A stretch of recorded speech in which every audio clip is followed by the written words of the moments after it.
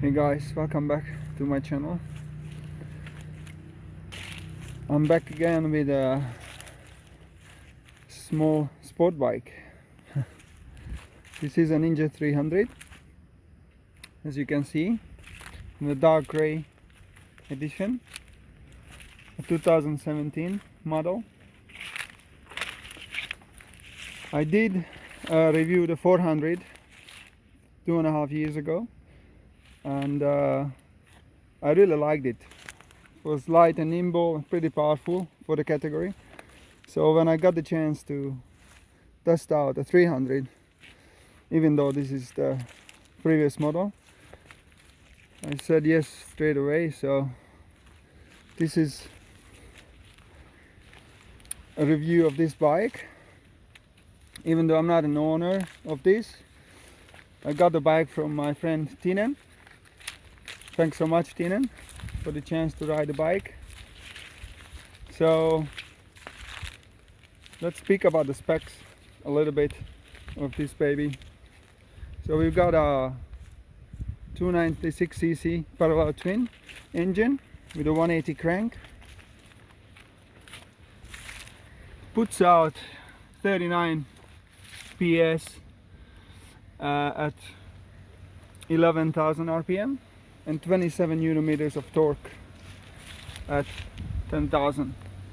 You can see the two pipes coming down from the cylinder head. Yeah, so it's a parallel twin, pretty happy spinning. You can see the gauges. So the tacho is in the middle, and it's pretty obvious that you got the power on this bike between 9 and 12,000. So it's almost like a two-stroke. It's alright in the city, but when you really spin it up, that's when it comes alive and starts to scream. It's pretty funny for a two-cylinder. It's got a 6-gear gearbox, and right now on this specific bike, in my opinion, the clutch it's got way too much free play, so I just grabs at the very last bit of the lever position. So it's not ideal by any means. I tried to adjust it, but it was so much in the rain, this bike, that just seized. I just couldn't adjust. Normally it would really adjust the free play. Just unscrew the locker nut, unscrew the adjuster, and then screw back the locker. So it's really a piece of cake, but I just couldn't do it with my bare hands, and I don't have a plier, so I'm gonna just leave it as it is, I guess. Suspension on this bike, being a budget bike, we've got no upside down forks. It's just a telescopic fork with 37 millimeters diameter, and it's non-adjustable, obviously. It's just finished off with a raised clip-ons, and you can't really adjust it. At the rear you have a little bit of adjustability, so you can adjust the rear shock in 5 different settings, so you can put preload on it, but that's about it. And it's got a linkage down there, so it's alright. It does the job. You can stiffen it up if you want to, if you do 2-up riding or load the bike for a tour or whatever, but as we can expect, pretty budget. Alright, let's move on to the fuel capacity. We've got a fuel tank that can carry 17 liters of fuel. The reserve light comes on at 4.5 liters. So considering it's a 300, I'm pretty sure you can ride this bike at least 400 kilometers on a tank. Haven't tried it. I'm gonna do a longer trip today on it, but I guess that's not gonna be a problem. So the wet weight of the bike is 179 kilograms, so that's all with fuel and all the other liquids. So it's not too bad. It's under 200 kilograms. It's nice. For 39 horsepower, it moves the bike pretty good. The tires, we got skinny tires, obviously. 110, 70 and 17 inch radius. And at the rear we've got a 140, 70, 17 inch radius. So right now it's got mismatched tires. Shame on you, Tinen. It's a Pirelli Sport Demon at the rear and a Dunlop TT 900F GP in the front. The front tire is actually made in Japan, and the rear tire originally Italian, but it's made in Indonesia. Now I rode these Sport Demons on track on a classic Yamaha 500cc track bike, and it actually gave me a lot of confidence, and I had a good time on it. Obviously it's not gonna be like an S22 or an R11 or RS10, but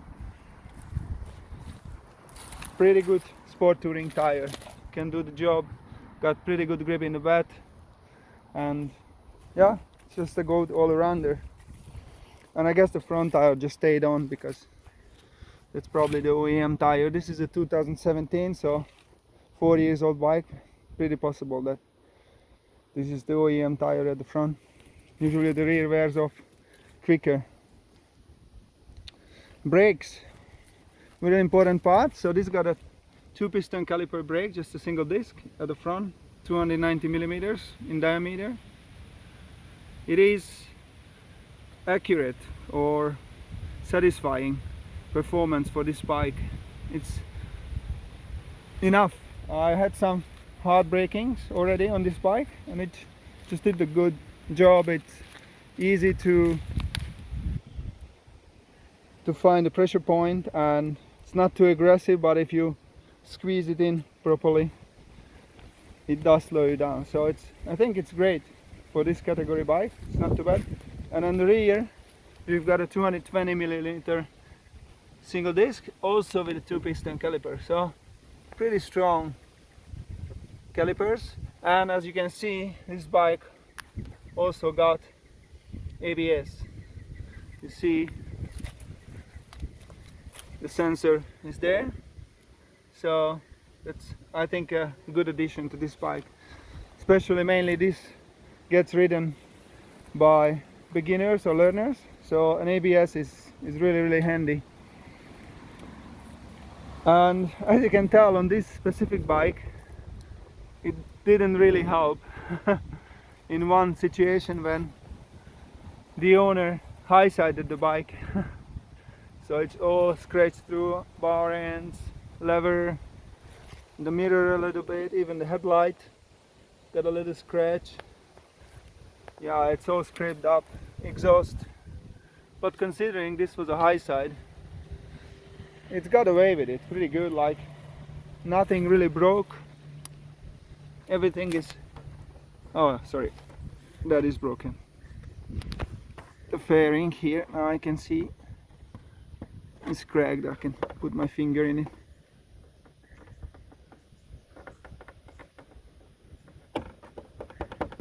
So that is broken, but yeah, considering it was a high side, it's not too bad. Like, this panel can be replaced probably quite easily. So yeah, survived its first high side, and just keep on rolling. We've got 2 small bulbs in the corner, that's just stationary lights. And we got an indicator that also has a bulb. Let's fire it up. the bike is totally warm. So as you can tell, it's got one light on in the front, and you can switch on the high beam and you get both on. It's a shame that the Japanese don't tend to do the two lights. I know there are a few models they have dual lights on, but many bikes, like many Yamahas, they just have it on one side, and just like this Kawasaki.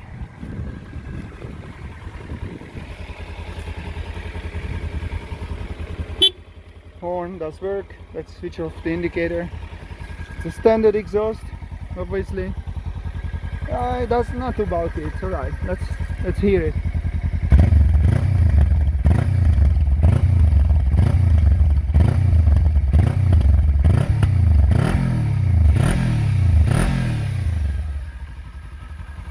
Pretty good. Nice deep tone to it. There was another Kawasaki in the distance. So yeah, deep tone. I quite like it.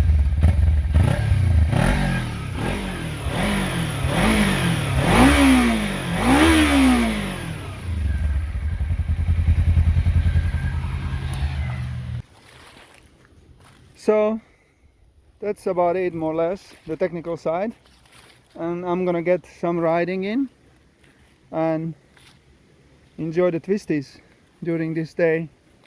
It's so nice to have a bike for a little bit longer. Normally test rides are going for an hour or two at best, and I got this small Ninja for the entire day, so that's pretty awesome. Can ride it all day and get some more experience on it.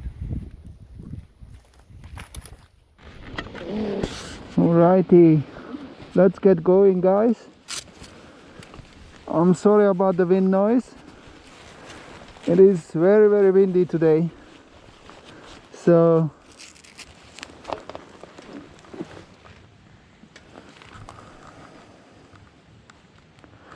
it's gonna be pretty loud. But yeah, we'll see. Enjoy the ride.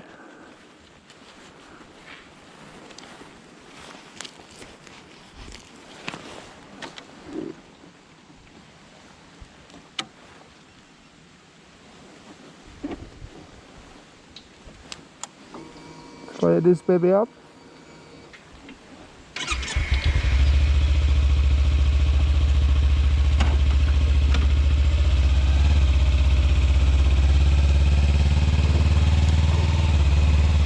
A little bit of off-road.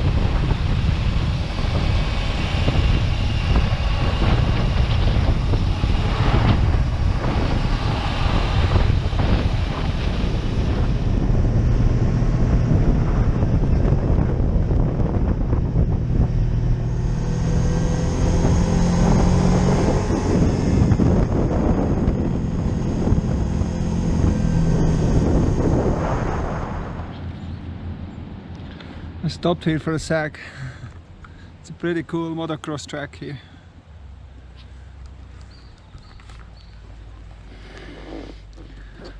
I do some trail riding, but I never tried motocross. It would be nice to try it one day.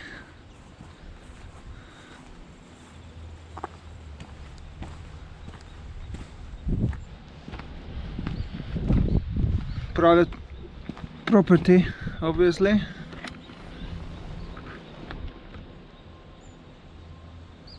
They are preparing it for some event. It would be nice to ride it a little bit, even on my GTW R250R, which is by any means not a motocross bike, but it's really cool. You learn so much about riding when you ride a motocross bike.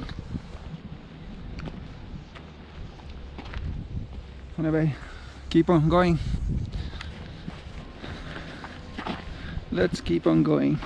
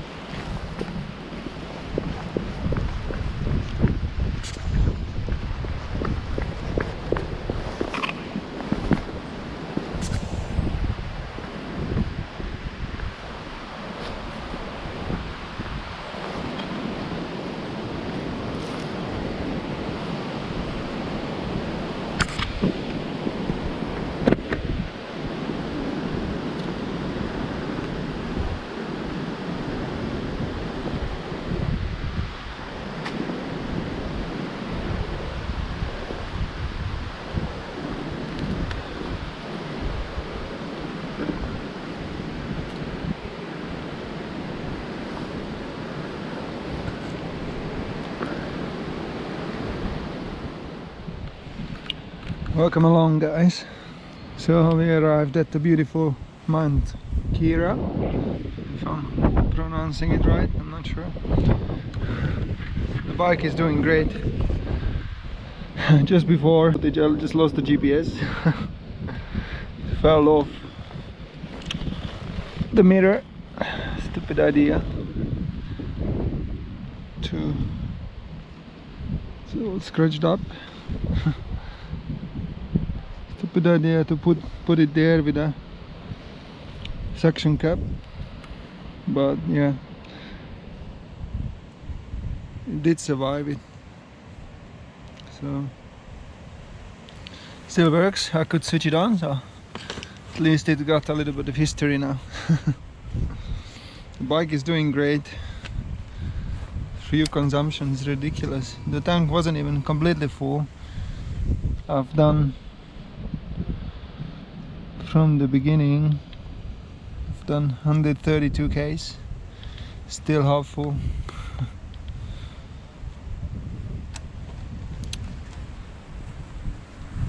It's pretty good. Right, I'm gonna show you the lookout. It's a bit windy, so I apologize for the wind noise. But it is what it is.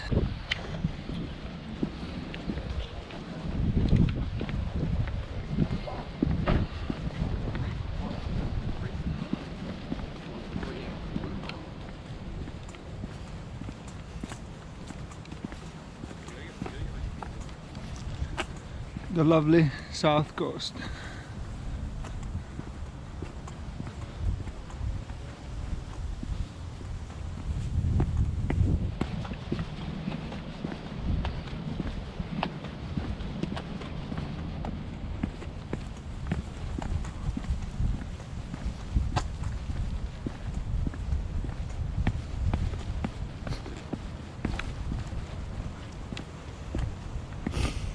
So pretty.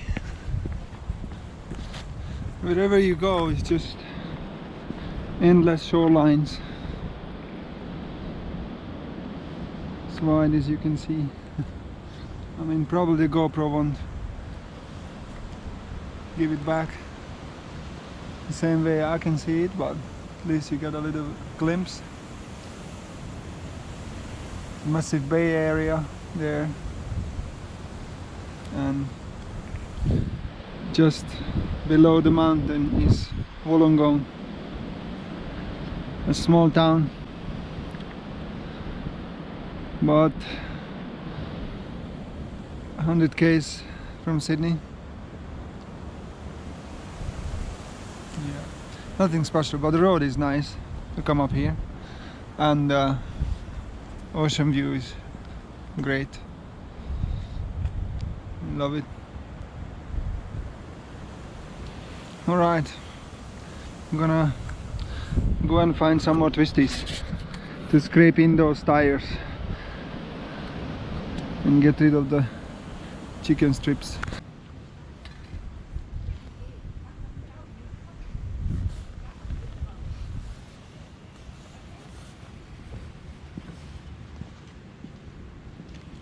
So here we go. As you can tell, the bike is pretty small for me. I'm 6'2". Touch the ground really easily. It's a very comfy bike to ride. So because of the clip-ons are elevated about almost 2 inches, 1.5 inch. So it's really, really comfortable. It's almost like a touring bike. Super comfy to sit on. The seat is pretty firm, but it's wide and supportive, so I don't find it uncomfortable, even on longer rides. Yeah, I just hopped on this bike from the Supermoto, and compared to that, it's really low and it's just very different. It's a tiny learner bike, but yeah, it's very good to start on. If that's what you have in mind.